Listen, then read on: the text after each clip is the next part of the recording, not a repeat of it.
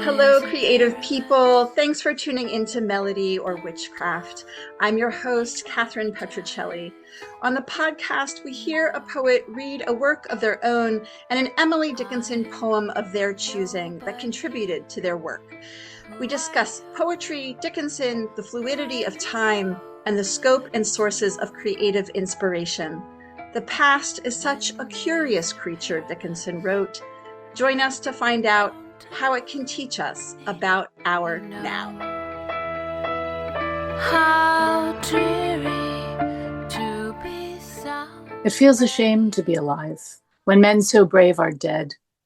One envies the distinguished dust permitted, such a head the stone that tells defending whom this Spartan put away what little of him we possessed in pawn for liberty. The price is great, sublimely paid. Do we deserve a thing that lives like dollars, must be piled before we may obtain? Are we that weight sufficient worth that such enormous pearl as life dissolved be for us in battle's horrid bowl? It may be a renown to live.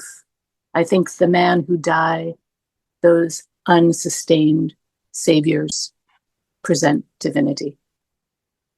That was Tina Kane reading Emily Dickinson. Tina Kane is the founder and director of Writers in the School Rhode Island and served as Poet Laureate of Rhode Island from 2016 to 2024.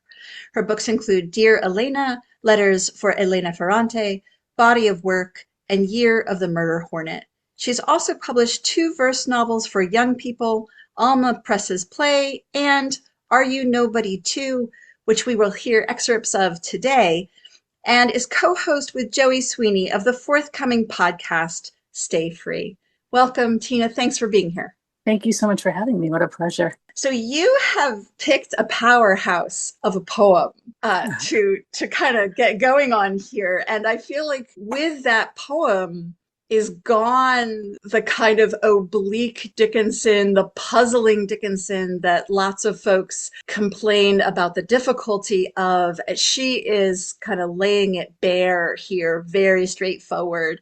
And I also feel like we don't have to really dance around the question of how does the past stay relevant in today with this on the table. Maybe you could talk a little bit about your choice. I was thinking about the current moment, and I decided I wanted to use this Dickinson poem because to me, it was written during the Civil War, and the way the world is right now, and the extent of global conflict and domestic turmoil, even just the title, It Feels a Shame to Be Alive When Men So Brave Are Dead. At least for me, being an American right now, on a daily basis, I'm kind of tamping down. I don't know if I'd call it survivor's guilt, but I really do think every time I sit down to a meal about people everywhere struggling for food, or walking down the street thinking about people who are afraid to walk down the street for fear of being taken from their families on a moment's notice. So the Dickinson just seemed really relevant to this moment in terms of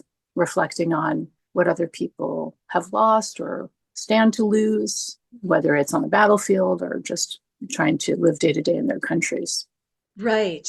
Absolutely. And as you mentioned, of course, this is a Civil War poem. And we know that Amherst and Dickinson herself were very affected by the war. It was very, very present. Her father was eulogizing people. Her brother paid his way out of the Civil War, right? Yeah. And then was quite devastated when his close friend, Fraser Stearns, is killed, right? So yes, all of that very layered and complicated and relevant. The line that really pulled me down when I looked at this poem again when you sent it, it's in the 3rd stanza, that lives like dollars, or is it that lives like dollars? When we look at the line as itself, just as the line alone, it could be lives like dollars must be piled. Yeah. It's really breathtaking.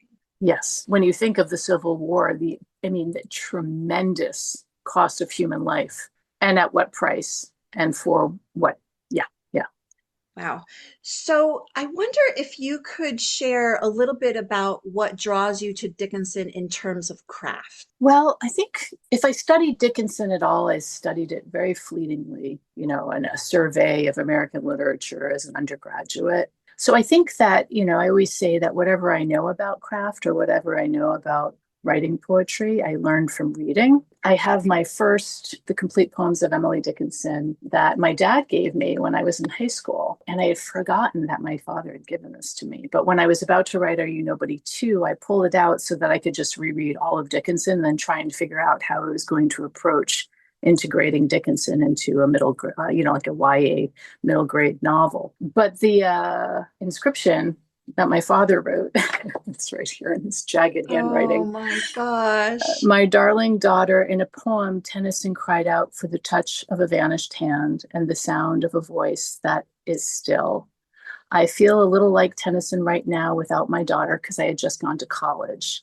But unlike Ooh. that great poet, I will embrace again and hear the sound of my child. The holidays will soon be here. I love you very much, your dad. So beautiful. Oh, thank you for sharing that.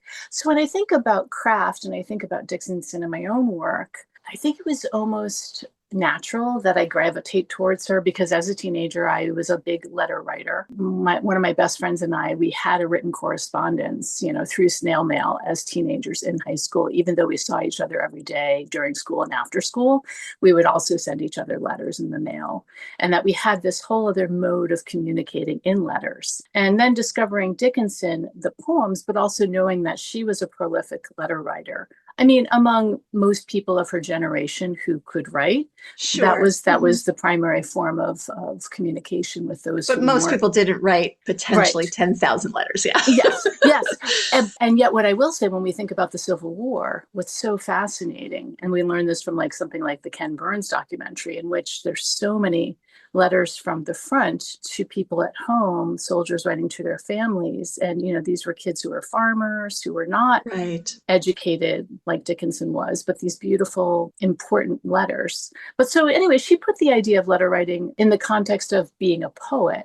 And so I always kind of conflated those two in my head for that reason. She has this kind of crystallized way of thinking. It's so compact. It's so lean. And sometimes it's inscrutable, but sometimes, as with It Feels a Shame to Be Alive, it's right there playing on the page. Very, very muscular, but expansive. And I think about that all the time. What a beautiful description. Yeah. But, like when I'm revising, those are the two things I'm always thinking about is expansion and contraction. And sometimes I write a really expanded version of a poem and then I whittle it down in a merciless way in order to find the middle ground. But I think that impulse comes from reading Dickinson, and even that idea of not needing to unpack it the way that, schools would have you unpack the poem and solve it like an equation, of just sitting with the mystery of this very, very scant piece of writing that is so, so powerful. And I think I have this book of epistolary poems called Dear Elena, Letters for Elena Ferrante. And I only realized recently, I wrote that book like 8 years ago, but I only realized recently how much of an influence Dickinson was on the impulse, but also the sensibility. The poems were really compact. There was an intimacy that I felt that I wanted to establish between the speaker and the recipient. If it has that level of privacy embedded in it, I think that to me is very under the influence of Dickinson. Oh, yeah, lovely. Well, we should bring out the Tell It Slant Festival workshop that you did, because folks can find that online as well. And so for those that aren't familiar, Tell It Slant is a festival that happens every September at the Emily Dickinson Museum in Amherst, Massachusetts. Besides in-person programming, there is also virtual programming and hybrid programming. And Tina was just one of 4 poets that did a presentation, as she mentioned, on epistolary poetry. And I'll tell you, and I didn't remember this connection until I was watching your presentation, but several years back, I actually attended a workshop by Amy Nizuku Matatil at that festival on epistolary poetry, which wonderful. Actually was a springboard into quite a long series of poems that great. I wrote to plants, but that's a different podcast. But yeah, so the epistolary poem is absolutely central, I would say, to who Dickinson Yeah. was. And to me, that is really what my poems are. And so, that is always thinking about a poem as a missive, as a dispatch from my mind, but being sent out into the world. The poems that go unpublished or unresolved are kind of like unrequited, or Yeah, the unreceived, or they go to like the dead letters office of my mind, But well, I am really eager to get to your work. Do you want to introduce it for us a little bit sure. and the excerpts that you'll read? From Are You Nobody Too? Yeah, so this is a verse novel for middle grade, I would say age 10 and up. And obviously adults could read this book too.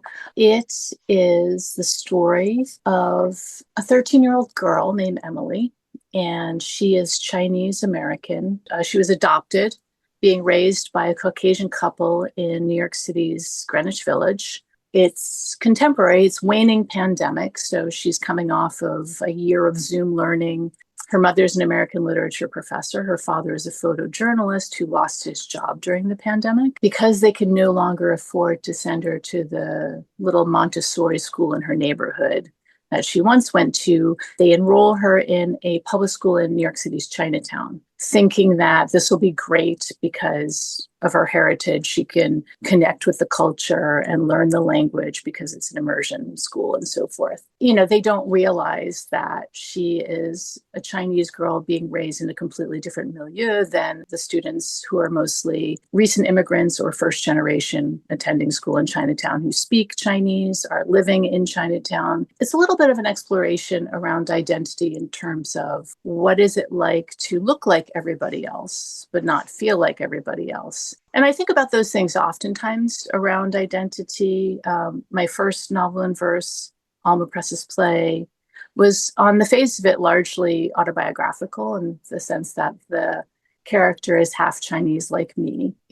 She experiences being on the outside of Chinese culture for being half white and really not being accepted, right? Mm-hmm. Emily has a lot of social anxiety. And so she's hiding out in the library one day and she is in the farthest stacks, which of course is poetry. And she looks up at the shelf and she sees the book, The Complete Poems of Emily Dickinson.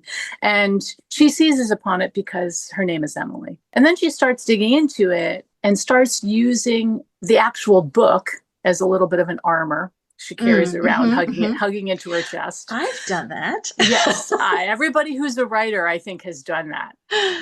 When I think about the pandemic and emerging from the pandemic, time and death, I think for many people, at least for me, time was sort of distorted and death was ever present. I kind of thought, well, I think that it might be that way also for young people. And so it was the themes, if I can just ask, it was the themes that kind of came out to you and then led you to Dickinson as sort of a vehicle here, or? No, I knew I wanted to work with Dickinson right away.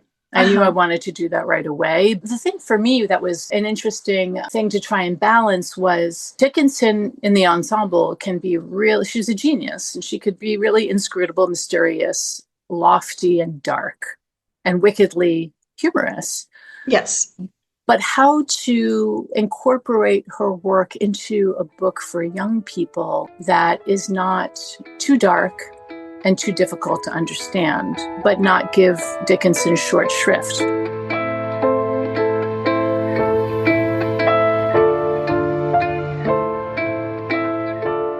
I'll just read 3 poems from this book. This one's called People Purses. It begins with poem number 295 of Dickinson's. Savior, I've no one else to tell, and so I trouble thee. I am the one forgot thee so. Dost thou remember me? Emily is talking to God, but I am talking to her about my day. The way I carried a burning sensation deep in my chest, walking from class to class, with her collected poems pressed against my body, as if her book could help me disappear, could protect me from a look or stare that might make me even smaller than I already feel. As if people are like purses, some fake, some real, as if a person is a fruit to be peeled so strangers can see inside, as if anyone can know another person's life just by looking with their eyes. Passenger of infinity. Can a person live forever? I am wondering, after reading this phrase, passenger of infinity, in one of Emily's poems. today when I should have been studying for math. I only half understand what it means, but I think it's true that even if people die, they live on in the memories of those who knew them, like energy stored in a gem, same as the power in my turquoise earrings, which Aunt Edie says invite good communication. But what if the person is a baby and no one got to know them before they died? Where do the memories that were supposed to happen go? Into hope? As if into a bird, free and flying above? Or into a shoebox stored under the bed, filled with pictures of words unsaid? For as long as you want, Melanie is still pissed at Mr. Chin, so she's been trying to start a petition against him. But most kids don't really care, just glance at her clipboard with its 6 signatures like nothing's there, but a bid for attention. Like how later Melanie flicked my Emily book with her finger and then snickered with a dismissive tone. No wonder you like her poems. She was a weird loner too. I stayed silent, but looked her straight in the eye with a glare that said, "You're pathetic." I never mentioned that or the banana comment to anyone, even though I still feel stung days later, like when something gets stuck in your eye and burns for a while, even after it's gone. In any case, Mr. Chin's class is way too fun for there to be a real mutiny on his hands. He actually cares if we enjoy ourselves in class, sees past our grades or how we dress to the people we might actually be. Which is probably why he gave me a book today after class, called me up to his desk, handed me a slim paperback. "What's that?" I asked. "A biography of Emily Dickinson," Mr. Chin replied. "I noticed you've been carrying her poems," he said, nodding towards my chest where I had the book smushed like I was hugging it. "Yes," I smiled. "I like her poems. They're kind of hard. Some are dark, but she's really smart and sort of mysterious." "That's what I figured," he said. "I've read this one. You can take it. Keep it for as long as you want." "Thank you so much," I said, then headed to the library for the first time in a couple of months to eat my lunch. I couldn't open the book fast enough. Emily Elizabeth Dickinson, December 10th, 1830 to May 15th, 1886, was an American poet. Thank you so much. Thank you for that excerpt. I have many questions. First of all, for those that are just listening, just to refer to the form here, you have used these phrases separated by caesura, in other words, separated by white space on the page. So it comes out a bit in these fragments. Maybe tell us a little bit about that choice for form. I use caesura a lot in my own writing because I don't use punctuation very often, even though I really love punctuation. For me, visually, I don't use punctuation. For me, it's a little staticky. I really like white space as punctuation. And each use of the space sometimes is operating differently. Sometimes it's for breath. Sometimes it's to isolate a visual unit or a unit of meaning. I'm feeling a parallel with the dash here. or stage directions a bit. Yeah, rupture. But so I Get that. ported that use of that idea of the use of space to this book. But then I also do it in a way with a younger reader in mind to sometimes to give some of the more compact or larger ideas I'm trying to convey a little bit of breathing room and ease. It's the line break without the line break in a certain sense. I mean, it's that complex image or it's that complex concept that's parsed out. Yes. And then you're not pushing away that young reader who has likely, even by 8th grade, let's say, even by 10 years old, perhaps, as you said, could be sort of a starting age, kind of programmed into this idea of poem as school and poem as something to break down and analyze. And so you're separating it from that kind of trigger, I'll call it, for lack of a better word. Yeah, and then even sometimes some of it is visual, like on this page 110 in People Purses, and the fourth stanza on the first line, as if, caesura, people are like purses, caesura, some fake. I mean, it's just looking at that visually for me, there's a balance there that I wanted to strike. And the central images, people are like purses, is kind of bookended by as if and some fake. Yes. And so for me, there's also that visual element. The way that I'll write an essay or a speech that I'm to deliver in person orally is to use caesura in terms of breath. And what I really started understanding was like, I really wish I could just write prose in that way all the time, using space to emphasize visually and then also to direct tone. Yes. I find it very instructive because it's so much easier to digest and to understand. Yeah, it's beautiful. I mean, you're really kind of in the mind here of the young person. Passages you read really bring out both that desire to disappear and that desperate need to be seen, which live simultaneously in probably in all of us forever, but for sure in those teen years, that definitely comes through. And I wonder if you could talk a little bit about what draws you to write for this audience. How do we present someone like Dickinson, but even other things from the past as relevant? And can we? Or have we created a category, maybe unintentionally, of things that not so much for now? And do we have to break through that every time we want to present a voice from a century ago? Or Yeah, no, I think that's a really interesting question, especially in this kind of moment, in this media landscape with the immediacy of everything. Well, I mean, and on some level, I will say that's the perennial problem is, maybe in the 1920s, people felt the same way about different types of music. Or, I mean, I feel like every generation has its new interests onto the new thing, and people fear the predecessors will be forgotten. And then there's a resurgence. And there's waves. What I will say is what I love about my relationship with Dickinson in my mind was bridging time and space. That idea that, and it's true, it's artists are talking to each other all the time across time and space. Whether any of us, lets anybody else know that, being under the influence without realizing it, all those predecessors are being channeled into new work. So that is, I think, an energy exchange and a form of communication. In terms of bringing it to new and younger audiences, I have Dickinson appear to her as a ghost in the book. Okay. And it's a figment of her imagination. We think, we don't know.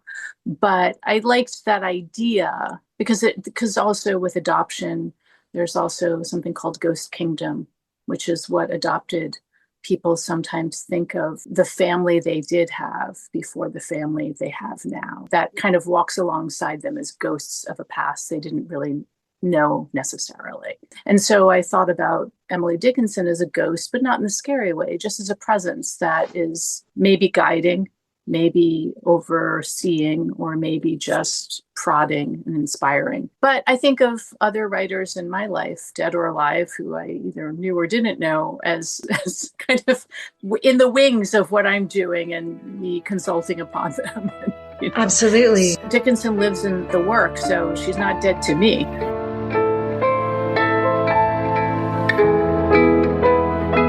At some point in the book, the character muses upon the fact that she's like a 12-year-old Chinese girl living in the 21st century, and yet she feels this deep connection with this dead white poet from Amherst, Massachusetts, who lived in the 19th century. And that, to me, was also a way of talking about identity, and that representation is really, really important. And then I think, well, representation, though, has its limitations because, as my dad used to say, Shakespeare is for everybody. You don't have to have looked like or spoken like or on the face of it have anything in common with a writer or an artist to deeply connect with them. Mm-hmm. And that perhaps comes from the kernel of the writing itself. When we're pouring ourselves onto the page, we're pouring some really deep essence there that links or doesn't link with whoever you are. So I always say, like, Robert Lowell is a huge influence on me. I don't know if it shows up in my work, but he was an early poet that I read a lot of and I read a lot about, and I found him really fascinating. I mean, it's so weird because there's, on the face of it, there's no entryway, even his themes and what he wrote about, his patrician Bostonian roots and his raging manic depression, and his concerns were really different, but it's the writing. It's the writing that got me. It wasn't so much what he was writing about. It was his use of language and the sensibility that was just so inimitable and so powerful. to me. Yeah, and you're kind of answering another question that I had, which was just beyond Dickinson, beyond Elena Ferrante. Who are some folks that, whether or not they show up in your writing, are there for you? And I think also maybe what we're pointing to is just that there are resources to tap. And, in this day and age, we need all the resources we can get. Yeah. And so, yeah, there are decades and centuries and millennia behind us that we can find ourselves in a certain way. Why rule anything out? I want to maybe close just with this question. So you mentioned Lowell and some of that biography. In one of the parts that you read to us, Mr. Chin gives Emily a biography of Dickinson. And I'm kind of interested in talking a little bit about that conversation or that duality of the life story versus the work. And even someone like Dickinson told us, well, I'm not the speaker of my poems. And yet, is it easier to allow ourselves to peer into the life if the writer is gone? And what benefit does that give us? I remember being just terrified. I was about to see Margaret Atwood speak in public. This is going back to when she came out with Alias Grace, whenever that was, the 90s, maybe? Yeah. And I was like, oh my God. At that point, I had read everything she'd ever written. I was madly in love. And I thought, what if she steps on that stage and I hate her? Yeah. I was like, oh my God. Yeah. Anyway, didn't happen. Still love. That kind of idea of where do the lives and work come together and where do they come apart? And how do you sort that out as a reader, as a lover of writing first, and then maybe as a writer yourself? First off, in terms of Dickinson, I mean, on one level, she's probably being a little coy when she says, well, it's not me. Like she's being, so often. But, and as a writer, we know that on some level, but it's a very politic response, but it's also a good one. I also, as a writer, want to take her at her word, because I do believe that in my own work, I'm the force behind the speaker in my poems. And sometimes the speaker is speaking of something that's happened to me, or is having a thought that I'm having, but I'm writing a poem and there is a space there. I never want the two to be conflated. And I'm not being coy, even if I know this is a deeply personal, autobiographical, confessional, revelatory poem. It's not a journal entry. It's not a confession. It's a poem. And I did work in terms of craft. I did work on its expression in order to make it so. And so that speaker is not me. It's a voice that I created to speak in my stead, if that makes sense. Sure. And in my most recent collection of poems, I have an epigraph from my friend Sheila Maldonado from a poem of hers called Temporary Statement. And it says, I do get that the I on the page is still not me. I do get that. I don't know if you get that. So I take Dickinson at her word, even though having read her biography and having read all her work, it's sort of like Elena Ferrante. Part of her project is to not be named. Right. And maybe can you just tell our listeners a couple more sentences about that so they can have the context there? Yeah. So Elena Ferrante is a pseudonym for an Italian writer. We don't know definitively who she is. An Italian investigative journalist several years ago thinks that he nailed down her identity and went to great lengths to do that and created kind of an uproar. He didn't really understand that part of the project was to be anonymous, and that it wasn't being cute or coy. It was part of her intention in terms of what she was trying to create. So that being said, Dickinson, even though on some level, I would argue there are moments in her work where it's definitely her, but I respect the fact that she's saying it's not her, because that is part of her project to say that, to create that distance, even if maybe on a psychological level, or, we unpack the psychology of her impulses. It overlaps with her life to such a degree. And maybe the same could be said of me. But what I'm saying is that the speaker is distinct. And part of that is a creative decision. I talk so much about intention in writing poetry because it's such a flexible form. Students are always asking me, well, what can be a poem? And I said, well, it's almost so flexible that the only real distinguishing factor is sometimes intention, is that the poet intends for this to be read as a poem. Mm-hmm. It looks like a list, but it's being called a poem. And so we'll call it a list poem. But that intention makes it different in terms of how you're being invited to accept it as a piece of written work. No, that makes sense. I have said before that it's a bit like gender. If Yes. you tell me what you want to be called, I will call you that. Yeah. Well, Tina Kane, thank you so much. Thank you. I was really, really happy to get to spend this time with you. Thank you. This is wonderful.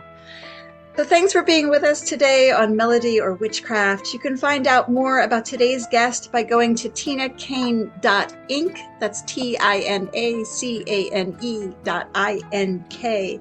Our theme music is by Emma Wallace, and the podcast is available on all the usual platforms. For more information, join the Ask the Poet Substack, where you can also find the show notes from today's show. Please comment, like, restack, recommend. We'd love to hear from you.